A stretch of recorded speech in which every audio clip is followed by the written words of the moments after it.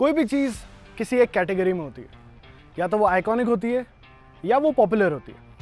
अगर सचिन तेंदुलकर आइकॉनिक थे तो विराट कोहली पॉपुलर है। अगर नेटफ्लिक्स आइकॉनिक है तो डिज्नी हॉटस्टार पॉपुलर है। इसी तरह से हायाबुसा अगर आइकॉनिक है तो पॉपुलर है Z900।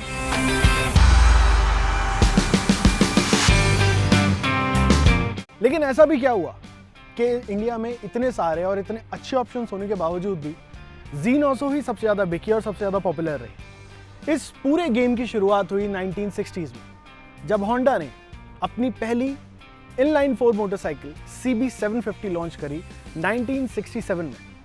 वो दुनिया की पहली सुपर बाइक कहलाई गई और होंडा ने एक्सपेक्ट करा था कि एक साल में वो करीबन 1500 यूनिट के आसपास बेच पाएंगे, लेकिन वो बेच पाए 3000 पर मंथ। CB750 की ऐसी खतरनाक सेल्स देख के कावासाकी के भी कान खड़े हो गए और उनको भी अब एक ऐसी मोटरसाइकिल चाहिए थी जो इनलाइन 4 हो और CB750 से कम्पीट कर पाए। तब कावासाकी ने 1972 में लॉन्च करी अपनी Z1।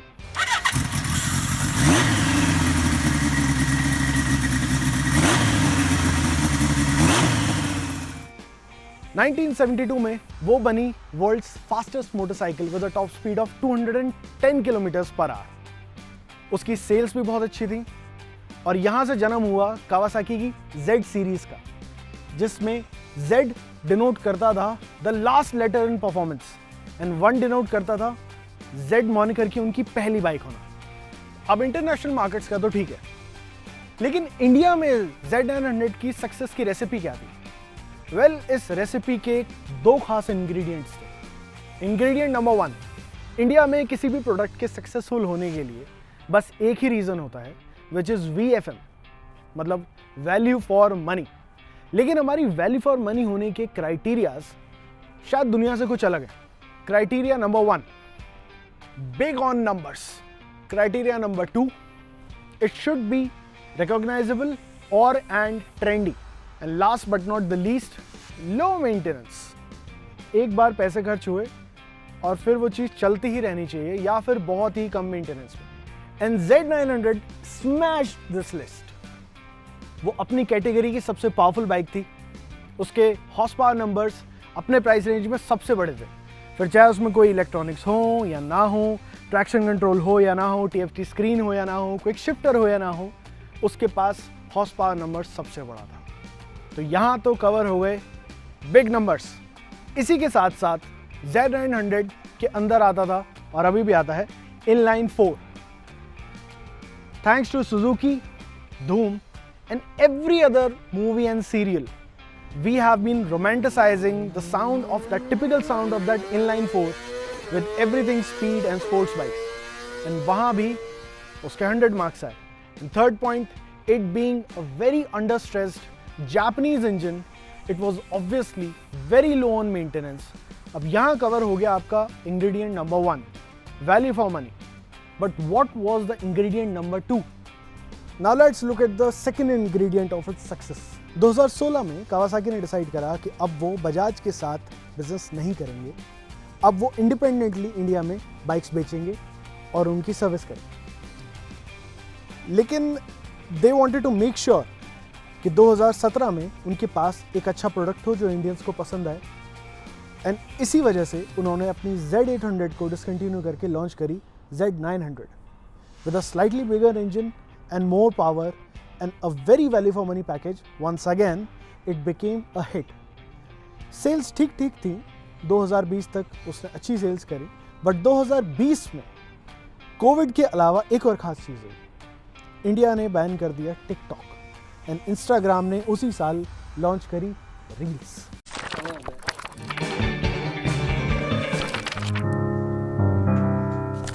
सोशल मीडिया पे पॉपुलर होने के लिए रील्स एक बहुत अच्छा माध्यम बना। सब ने अपने अपने तरीके लगाए कि किस तरीके से वो ज़्यादा से ज़्यादा व्यूज़ बटोर सकें रील्स पे एंड उनके फॉलोअर्स बढ़ सकें and so on and so fourth. कुछ लड़कों ने नोटिस करा कि सुपर बाइक्स एक बहुत ही अच्छा तरीका है फटाफट अटेंशन ग्रैब करके उनको रिटेन करने के लिए और अपनी रील्स ज़्यादा से ज़्यादा लोगों तक शेयर करवाने के लिए। यहाँ एंट्री लेती है Z900। वंस अगेन Z900 को कंटेंट क्रिएटर्स एंड उन क्रिएटर्स के कंज्यूमर्स दोनों ने ही बहुत पसंद करा और बहुत खरीदा। और जस्ट चेक दिस आउट, 2020 में कावासाकी ने इंडिया में टोटल 256 मोटरसाइकिल सेल करी थी। 2021 में ये नंबर डबल हो गया, दे सोल्ड अबाउट 560 मोटरसाइकिल्स। 2022 में भी ये नंबर करीबन 570-560 के आसपास ही रहा एंड 2023 में ये नंबर फिर डबल हो गया। Kawasaki sold more than 900 motorcycles and 2024 में वो 1000 का आंकड़ा पार कर गए। जस्ट फॉर कंटेक्स्ट, 2016 में कावासाकी ने टोटल नंबर ऑफ बाइक्स जो इंडिया में बेची थी, they were less than 900। So you can clearly see a trend here कि लोगों के अंदर एकदम से सुपर बाइक्स को लेकर चाहत और बढ़ गई। अब बात कर लेते हैं ज़ीनोसो के प्रेजेंट और फ्यूचर की। करंटली मार्केट में काफ़ी सारे अच्छे ऑप्शंस हैं जो फास्टर हैं, बेटर हैंडलिंग है, सब कुछ है, लेकिन वो इतने वैल्यू फॉर मनी नहीं है जितनी Z900 आज भी है।